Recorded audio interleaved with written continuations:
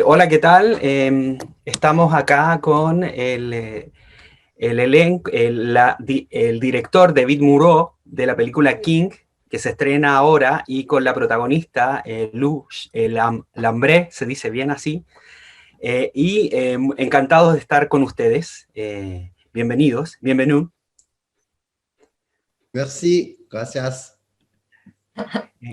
Mi primera pregunta es, ¿qué tan difícil es trabajar con un animalito o un efecto especial que no está, no existe? ¿Qué tan difícil es trabajar desde el punto de vista de la dirección y de la actuación?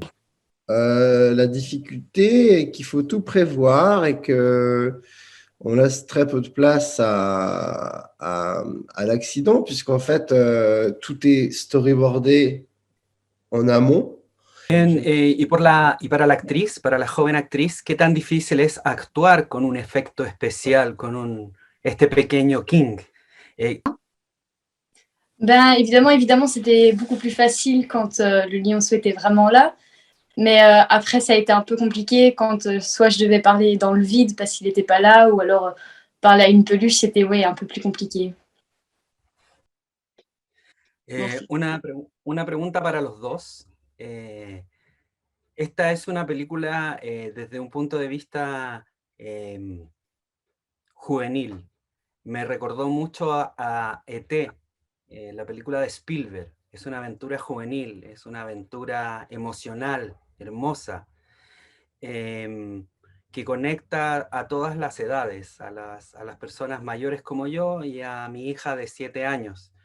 No importa si es francesa o chilena.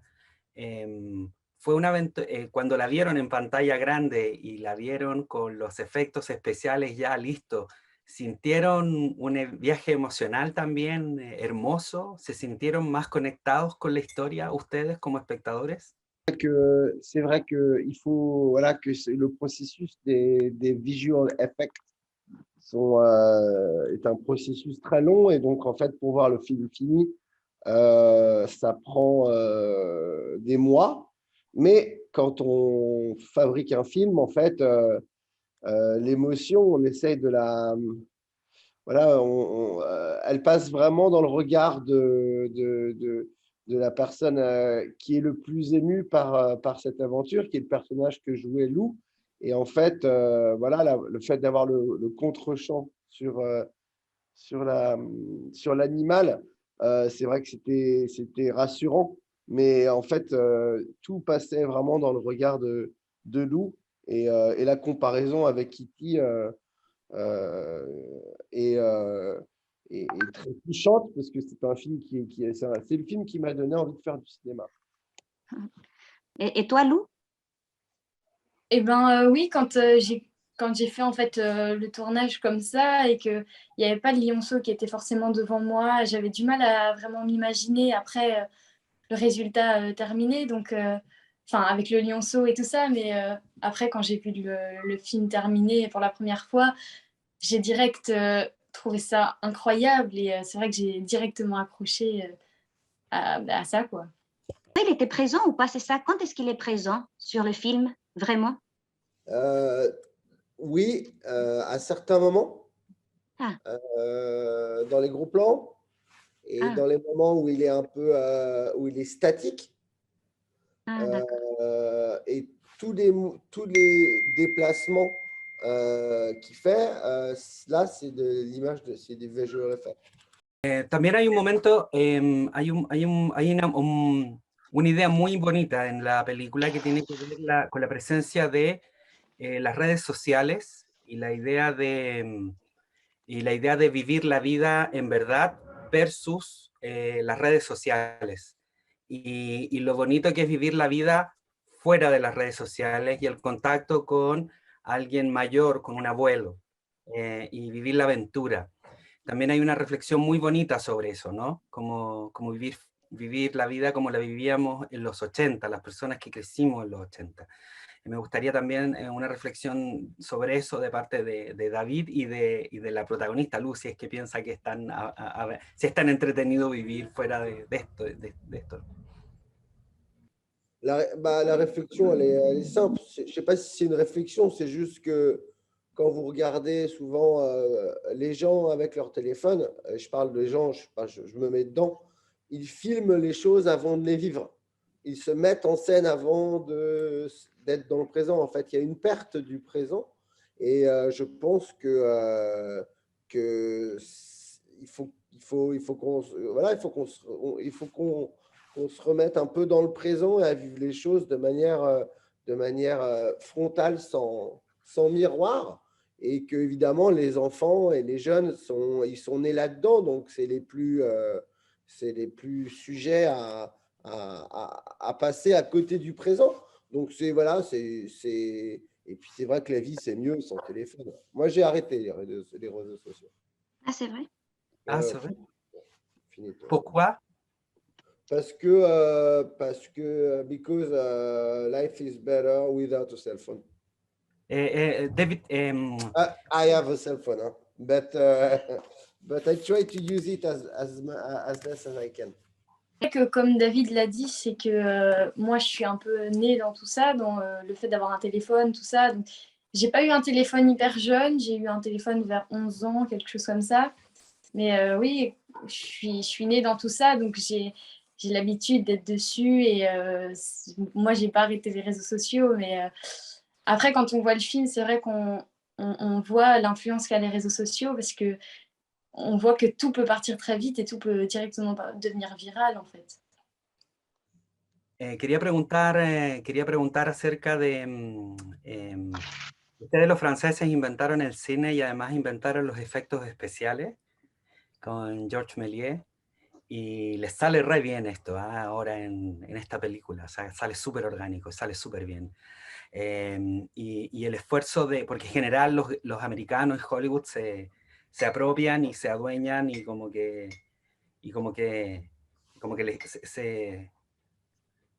dicen que son de ellos, pero sale muy orgánico y muy bien esto de los efectos especiales. ¿Qué tan orgulloso en términos como realizador estás del trabajo previo o el trabajo que ha hecho la historia del cine en ese sentido en Francia, Georges Méliès y todo lo que ha hecho la historia del cine en ese sentido, a la hora de mostrar lo bonita y genial que es el trabajo técnico de King? Les Américains, ils ont juste plus d'argent, hein, mais c'est vrai qu'en France, on est plus artisanaux. On est plus, voilà, on a moins d'argent, donc on a plus d'idées.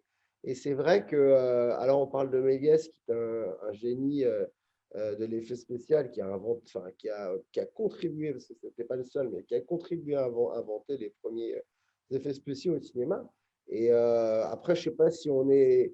Oui, j'espère qu'on... En France, en fait, on arrive, mais on n'est pas les seuls pays, hein, mais on arrive quand même à faire avec moins d'argent presque aussi bien qu'avec beaucoup, parce qu'on y met du cœur et du savoir-faire et qu'on a un vrai savoir-faire artisanal.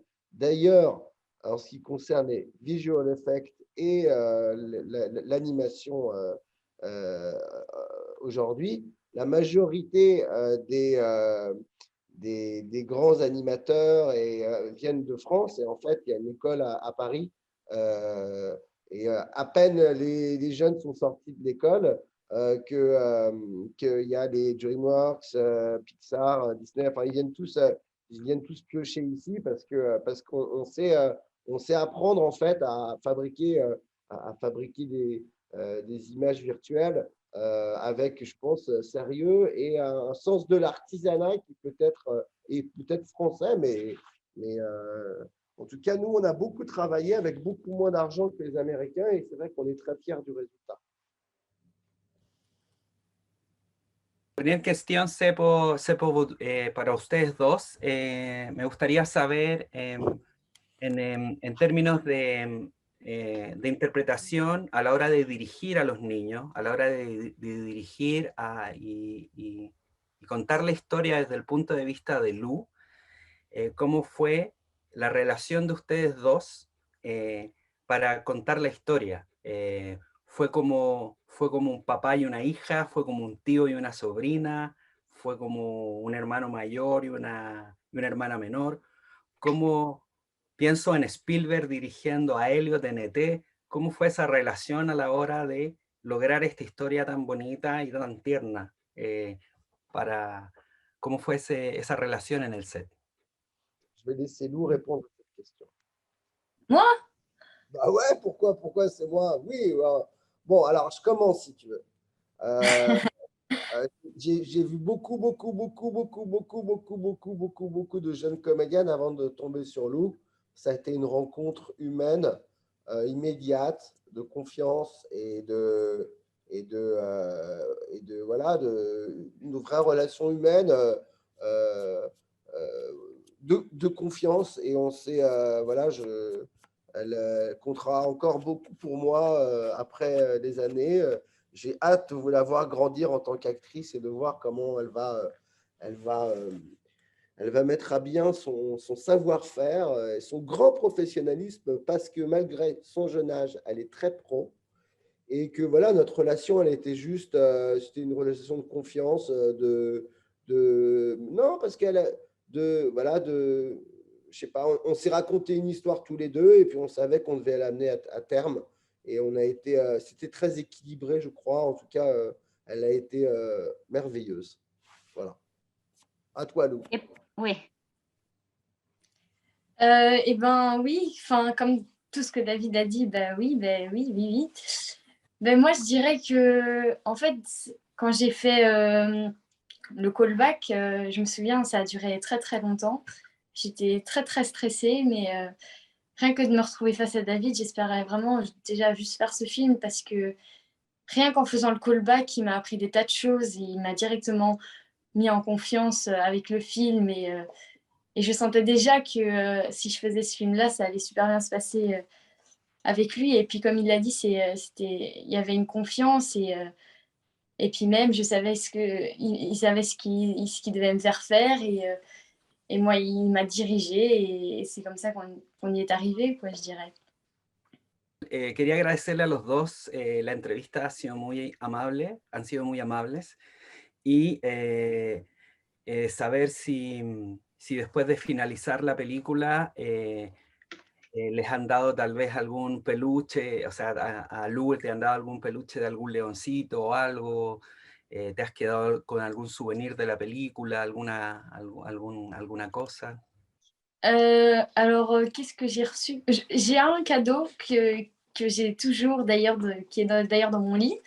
C'est quand on a fait les premiers essais pour le tournage, il y avait une peluche sur le plateau des essais, et c'était de cette peluche, on s'en servait pour l'image du lionceau, et à la fin de cette journée d'essai, on m'a donné cette peluche, et je l'ai gardée depuis tout ce temps.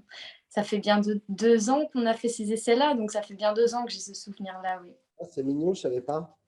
C'est cool. Mais voilà. Bueno, muchas gracias. Très bien, Ernesto, merci beaucoup. Merci, Ernesto.